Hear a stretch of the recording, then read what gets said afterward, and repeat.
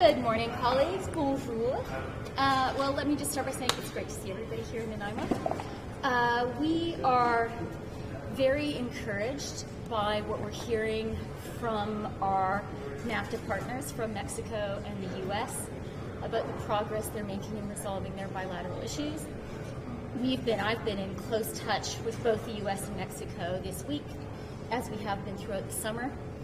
We're hearing optimism from them about the work they're getting done on the bilateral U.S.-Mexico issues. Very central there is rules of origin on cars.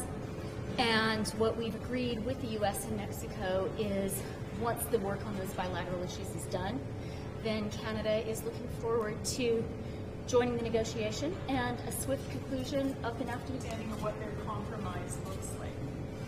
I'm going to let the U.S. and Mexico talk about that once it is fully concluded, but we are in very close contact with both the U.S. and Mexico. We've been in touch with them this week, and we are encouraged by the optimism that both countries have, and we're optimistic as well. Is this something you can live with? What you understand they're agreeing to, is it something that Canada is okay? As I said, the U.S. and Mexico are focusing on bilateral issues. NAFTA is a trilateral agreement, but inside that agreement, there are a lot of issues that are chiefly bilateral, and that is what they're focused on. When it comes to rules of origin on cars, that's an issue that concerns all three countries, and we spent a lot of time in the spring discussing rules of origin for cars. We reached, with the United States, some high-level agreement on some philosophical principles. Obviously, rules of origin is an issue where detail matters, and Canada will very much have a voice in the finalization of all of those details. Your comment? Okay. Good afternoon, everyone, and thank you for joining us today. I'd like to begin by acknowledging that the land on which we gather is the traditional territory of the Coast Salish peoples, specifically the shared traditional territories of the Squamish, Tsleil-Waututh, and Musqueam First Nations. And I want to say how happy I am to be joined here by my colleagues, Carla Qualtrone, our Minister for Procurement and Accessibility, and the wonderful MP for this great place where we are right now, Joe Pesquisolido. And it is wonderful to be here at Tree Island Steel. We've just had a fantastic tour, and I want to say to all of the workers who showed us around, you should be very proud of the amazing job you do in this amazing place where you work. It was inspiring for the three of us to see. Thank you very much. Thank you all. I would very much like to thank, in addition to the great people here at Tree Island Steel, all the Canadian steel and aluminum workers. They do really hard and really important jobs, and they have our government's full support. And I think I can say they have the full support of the people of Canada. On July 1st, on June 1st, the United States imposed a series of punitive tariffs on Canadian aluminum and steel, using the pretext of a 232 national security provision. These tariffs are unjustified and illegal, and our government will continue to stand up for Canadian workers and Canadian businesses. I'd also like to point out that the tariffs are harmful to the U.S. economy, to U.S. workers, and to U.S. consumers. In response to this unjustified U.S. action, our government imposed measured, reciprocal, dollar-for-dollar tariffs on $16.6 billion worth of U.S. imports. We are also, together with our allies around the world, challenging these illegal U.S. actions both at the WTO and under NAFTA. Our government understands that the illegal 232 measures have created real challenges for Canadian workers and Canadian businesses, and that is why we have made up to $2 billion available to defend and protect the interests of Canadian workers and businesses, and that's something that I had an opportunity to discuss here with Tree Island Steel and other steel companies. The measures include extending work-sharing agreements, increased funding for skills training, funding to bolster the competitiveness of Canadian manufacturers, and support for companies to diversify their exports. We're going to continue to monitor the situation and take action to respond to the needs of industry and to the needs of workers. And I do want to also say at our round table today, in addition to some leaders of great local businesses and companies, many of them family-owned, it was great to have the Teamsters, Unifor, and the steelworkers represented here. We very much understand the importance of labor being part of these conversations. Happy to take your questions. Sorry, we have time for one question from each reporter, but no follow-ups, please. Hi, Minister Freeland. You're scheduled to be in Europe next week. Does that mean that you don't anticipate a breakthrough in the NAFTA talks down in the United States? And if there is a breakthrough, will you change your plans? So it has been important for us throughout the NAFTA negotiations have been going on now for more than a year. And there have been moments when they're very intense. There have been moments when we have needed bilateral issues to get resolved. Even as those negotiations happen, it's important for Canada to continue to do its work around the world. My trip to Europe is a very important one that I've been looking forward to. I have been invited by the Foreign Minister of Germany and the Foreign Minister of France to address the annual meeting of those countries' ambassadors. That says a lot about, to my colleagues, Heiko and Jean-Yves, for that invitation. Looking forward to speaking to their diplomats. And in between, I'm going to be addressing the annual meeting of all of Ukraine's ambassadors, another real privilege for me. So these are important relationships. Canada has key alliances around the world. Our allies in Europe are particularly important to us today, given CETA, our trade agreement with the EU. And I think all Canadians know, and today actually happens to be Ukrainian Independence Day. So it's a good day for me to be talking about the close relationship between Canada and Ukraine. We're very glad to be able to support Ukraine and to be very clear about our support for Ukraine's sovereignty and our opposition to Russia's illegal annexation of Crimea and continued aggression in eastern Ukraine.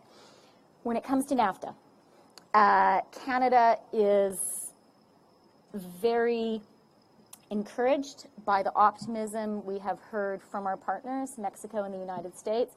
I've been talking to representatives of those countries a lot this week. They seem encouraged and optimistic about the progress they've been making in resolving their bilateral issues.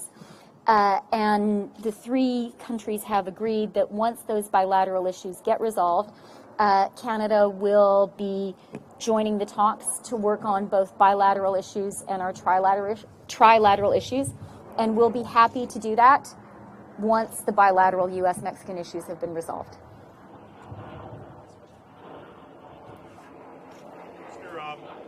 Referring back to my colleague's question, I mean, is there any sense of a timeline on when you might be going to Washington, when you might be Canada might be going back into the mix on these talks? And by the way, is there any assurance from the United States that Canada will be welcomed back for NAFTA talks if the United States and Mexico work out their issues? So again, in terms of a timeline, as I've said, it really depends on how quickly the U.S. and Mexico are able to resolve those bilateral issues. I do want to underscore that I've been hearing optimism from those countries about the progress they're making, and we're sympathetic to the fact that these issues are very complicated. One of the key issues is sorting out rules of origin in the car sector. That is a fiendishly complex issue. Great care needs to be taken in getting all of the details right, and the important thing is to get a good deal, not just any deal. In terms of Canada being at the table to resolve the trilateral issues and our own bilateral issues, it is absolutely clear to us, and you'll have to speak to the U.S. and Mexico, but absolutely clear in our conversations with them, that all three countries today are committed to modernizing and updating what is a trilateral agreement. And an agreement, by the way, which is in force today, has been in force for nearly a quarter century. And that agreement is one of the reasons that the people we see here behind me have good jobs.